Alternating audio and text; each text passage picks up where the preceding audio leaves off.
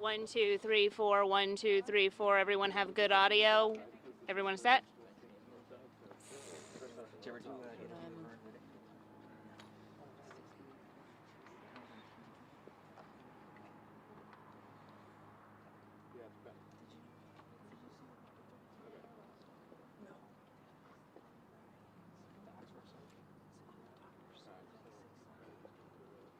Do you want to have us all introduce ourselves and the spelling of our names, so this way everyone has that? Whoever's going at top, that would be great. Okay.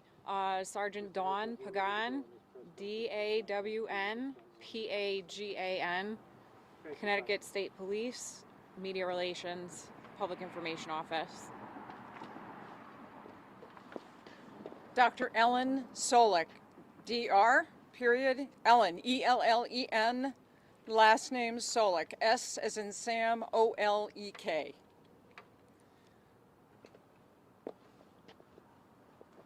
Sir, you're not going to be speaking? If you guys have any questions on the state level, Brian Foley, Assistant Commissioner, Department of Emergency Services and Public Protection, just for state questions. Okay, we're good, Tom. Good. Everybody good? Yep. Set. Good evening. Thank you for joining us this evening. We're here to discuss the incidents that have occurred in the past 2 days at the Eli Whitney Technical High School here in Hamden. Yesterday, we received information from a parent who contacted Troop I in Bethany to report that there was a threatening social media post. The school resource officer and Central District Major Crime Detectives looked into the matter, conducted an investigation. Today, a second threat was received. It's a separate incident, but loosely related. That information, we would like to thank the students of the high school for reporting that to the school principal, which brought it to our attention. Both incidents were investigated by the school resource officer and the Central District Major Crime Squad detectives. We would like to report that 2 arrests have been made.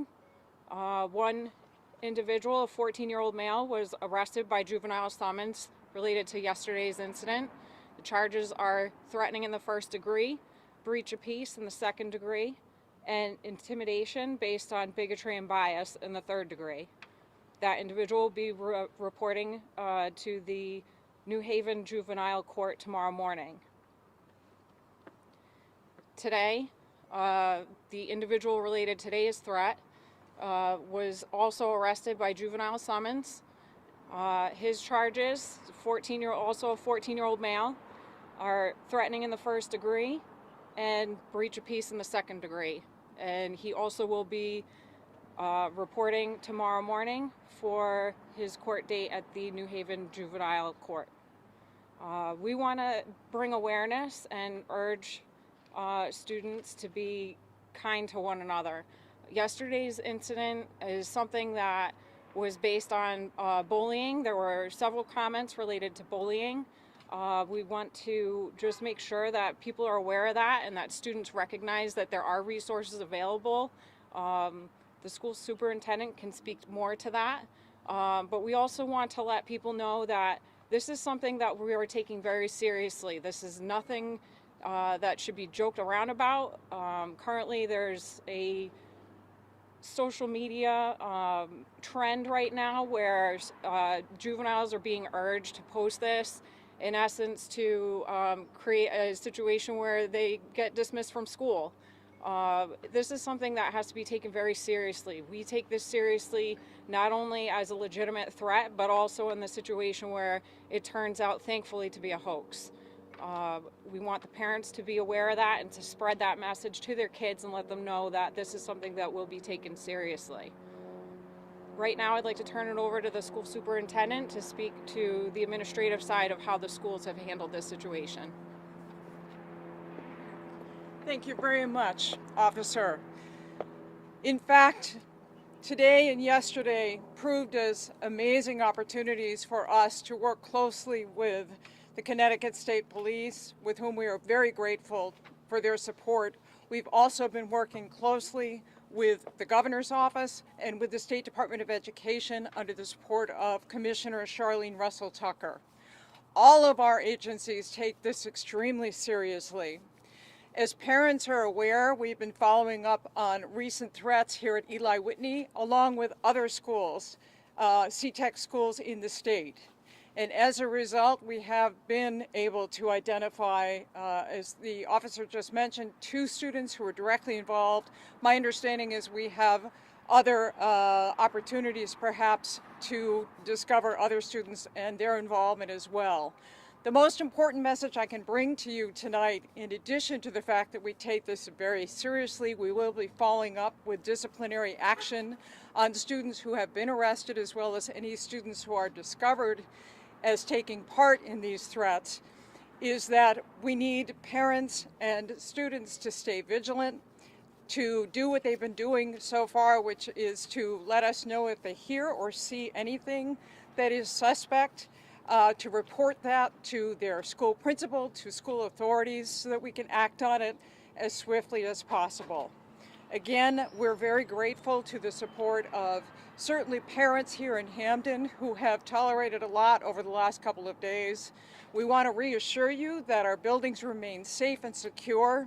And again, with thanks, great thanks to the state police and local police support, we will make sure that students remain safe in our schools as they continue their education going forward. Be happy to answer any questions at this time. Were the students arrested, students at the school, at this school?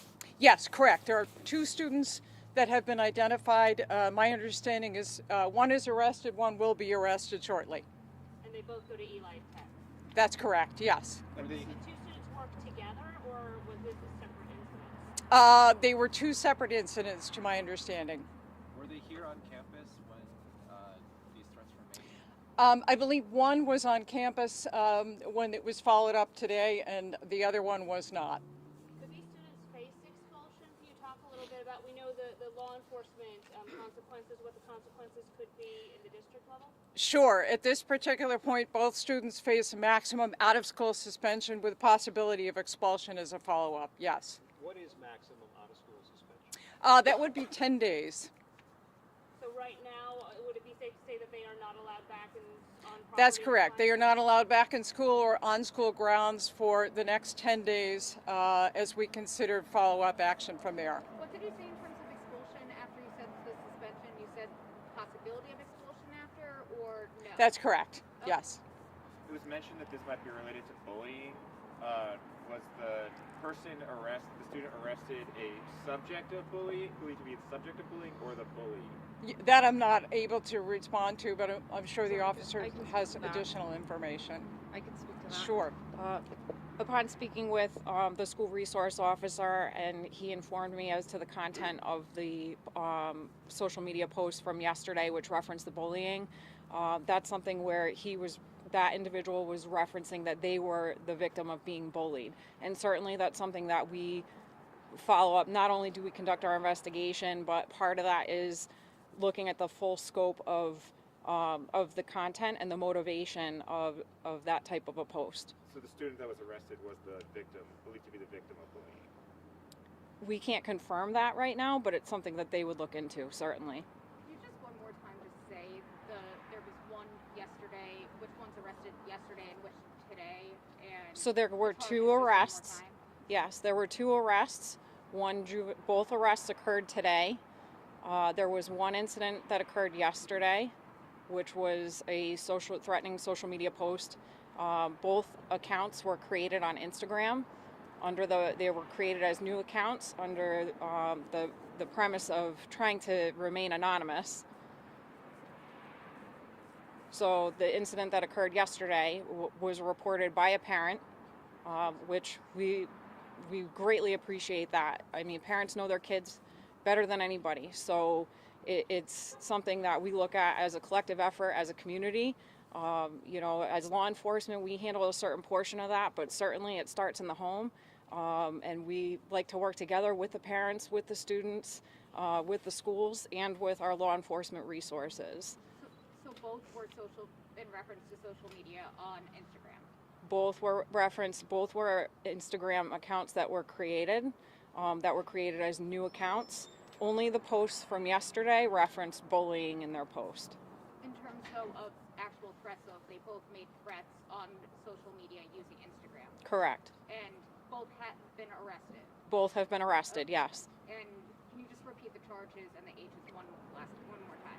Yep, so the individual that was arrested yesterday, that related to yesterday's incident, is a 14-year-old male that was charged with threatening in the first degree, breach of peace in the second degree, intimidation based on bigotry and bias in the third degree, and will be going to court at the New Haven Juvenile Court tomorrow morning.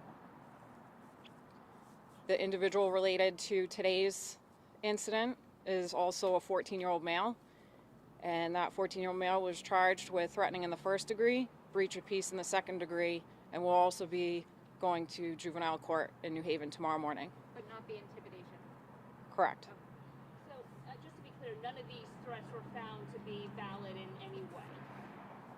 Correct. These were found to just be sent as a hoax, which is related to this social media trend that we're seeing across the nation right now, where students are looking to create these anonymous social media accounts and create and post these threatening posts in an attempt to get dismissed from school. And these suspects, they're not related at this time, you don't think, to any of the other threats at the high school or any other districts that may have seen these threats? The information that we have shows that these incidents are not related. Were these threats directed, because you referenced one of them being referencing bullying, but do you believe that these were directed at the entire school, both of them, or isolated incidents? These were threats that were vague and general and referenced the entire school, not individuals. And expecting more arrests, possibly? Can you get into that a little bit? At this time, we don't have any information that would lead to additional arrests. However, with that being said, they pursue every lead. If they discover additional information or new information is brought forward, they'll pursue that, and they'll look to seek an arrest if that's appropriate. And speaking of the district, can you talk a little bit about talking to students and making sure that they understand that these have serious consequences by posting these sort of things on social media? How do you have that conversation with them and make sure that their parents are also aware of it and having that conversation? Absolutely. I appreciate that question.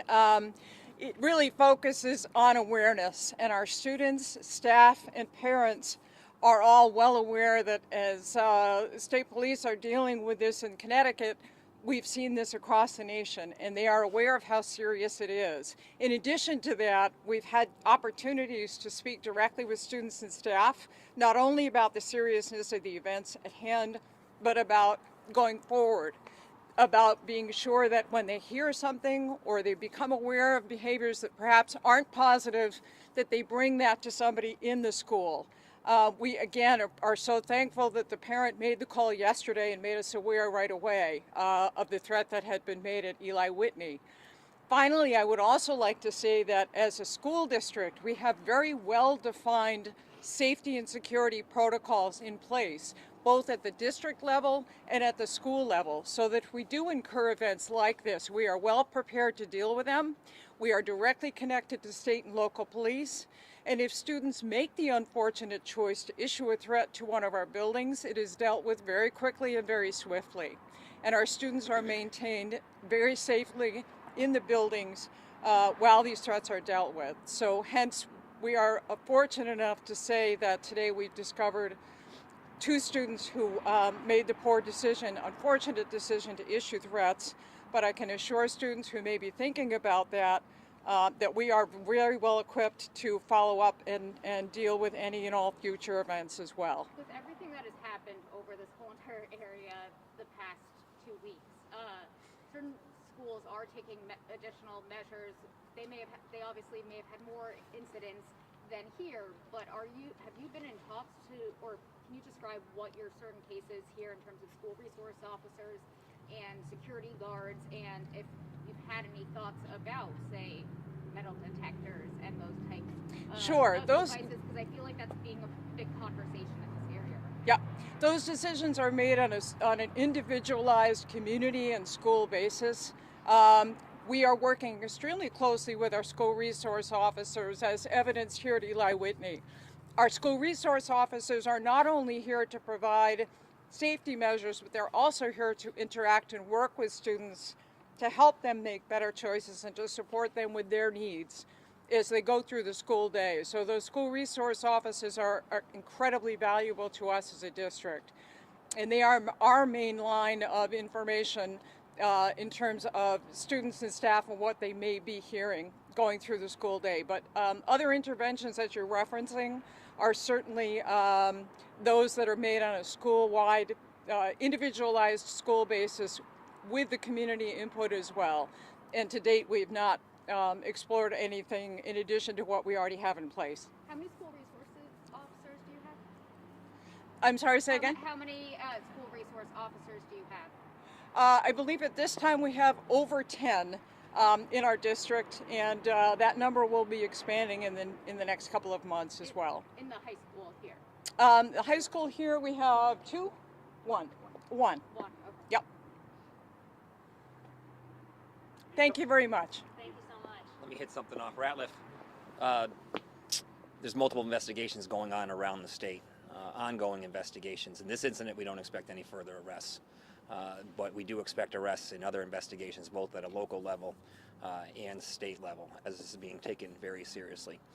As far as the metal detector question, the Division of Emergency Management provides resources, planning, and direction for schools, and also grant funding for that type of planning. However, they don't discuss what security is at individual schools themselves. Thanks. How soon do you expect some of the arrests that you're talking about, say, Hamden, some of these other districts in the area? As soon as possible would be the best answer to give you. Look how fast the Connecticut State Police brought this to an ending. Amazing investigation by them. It's important that parents know that and students know that they're taking it very seriously. Any indication that these incidents are related? Yeah, okay, so let's talk related. No, they're not tied in. The Connecticut Intelligence Center, CTIC, is close to putting out a product. It's a law enforcement fusion center here in the state, close to putting out a product to all law enforcement agencies regarding these threats. No, there doesn't seem to be any organized effort to develop these threats around the state. Related in that whenever there's a school shooting in the country that receives a lot of attention, you can absolutely expect these threats to occur in the days and weeks after. Law enforcement handles them as real threats when they get them, and then equally as seriously on the other end once they're learned to be hoax, as you saw the detectives and the school resource officer handle it today. So you don't believe these are copycat incidents? No, I do believe they're copycat incidents. Absolutely, yes, that's what I believe. But they're not like, it's not like one ring of people that are spreading them out all over the place. I believe they're absolutely copycat incidents. That's something that it's a phenomenon that you see after after most school shootings. Do you believe that some of them could be coming from out of state, like we saw in New Haven yesterday when one of the minors is from out of state? Absolutely, but what you're seeing here is typical. That it's the students, as she mentioned, trying to get a day off. Unfortunately, it has severe consequences. Does it seem though like it's increasing? Obviously, I know that there's copycat. It seems like it's just been ongoing these days with the weapons brought to school and these threats, at least the last couple of weeks, even months, in some of the districts here. I would say that's accurate, exasperated by social media and where social media is, and that's only growing faster. So it's incumbent. Look, we can do the best we can as a state, but it comes down to grade superintendents like they have here and the individual districts to communicate to their students. And also, look, you're going to see extra cops in front of schools. You're going to see troopers in front of schools after incidents like this, because it might not be related to any specific threat, but it's to make students know they're safe and there's somebody there. Are we going to see an increased presence at some schools here in Hampton starting tomorrow as well? Superintendent? Sorry, what's the question? More cops at the Is there schools? going to be increased police presence at some schools here in Hampton? Yes, that's correct. Yeah. Well, you're only speaking on behalf of the technical schools. That's correct, yes. You're I not the can't speak super for, yes. Hamden. Yeah. So Tony, yes, there'll be troopers at schools tomorrow and the resident towns as well. Increased presence. You're seeing that at every school right now. Okay. when you were talking about more arrests at some of these other schools, is that specifically in state police, or I mean these other local organizations or local agencies as well? I can't see you. So what did you say? No, I was saying in terms of the arrests, there obviously have been multiple incidents at different districts that weren't necessarily a state-run school. Yep. But you said that are you going to be the lead person in terms of the arrests for all of those? I'm not. No. What we have is the Connecticut CTIC, the Connecticut Intelligence Center. It's a fusion center for law enforcement who track everything, and they provide that investigative information to law enforcement agencies across the state. They do this on a daily basis for a wide variety of types of criminal investigations. They have a product. I spoke to the deputy commissioner today, and they're going to have a product going out this afternoon that will dive into that, but a lot of that will not be information available publicly. There's many local police departments investigating many threats around the state, around the country right now, as well as the state police have a few irons in the fire, and also the Connecticut State Police are requested to assist in a lot of the local investigations, as well as they have some computer investigative resources that others might not. Can you talk more about this social media trend? Are you seeing it on any particular platforms? Does it have a name? Any more details about that? No, I'm not prepared to answer that at this point. Certainly TikTok and whatever. I have a 12-year-old daughter, and she asked me about it.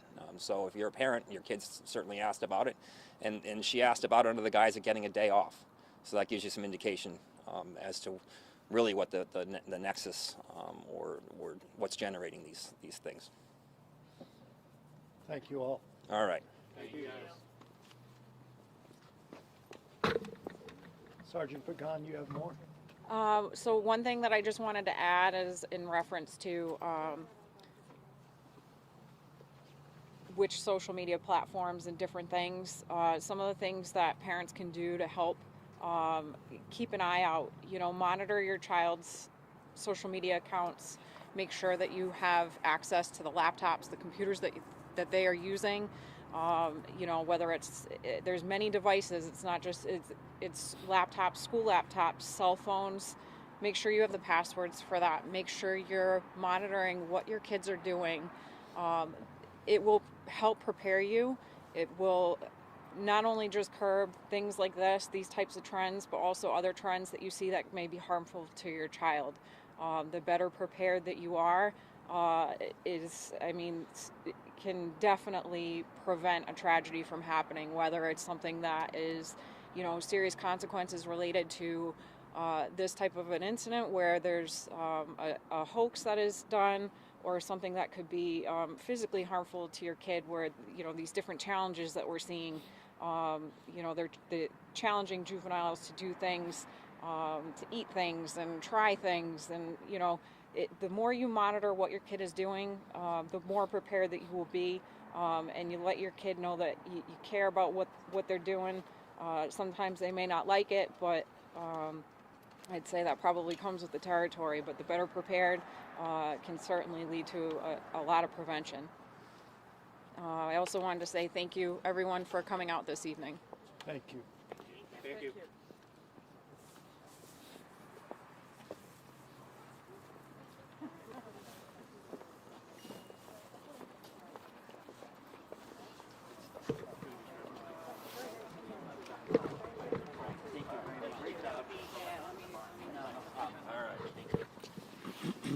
Tony, I'm out of I here. enjoy your videos with your daughter. Oh yeah, she's so the best, good. isn't she? Yeah.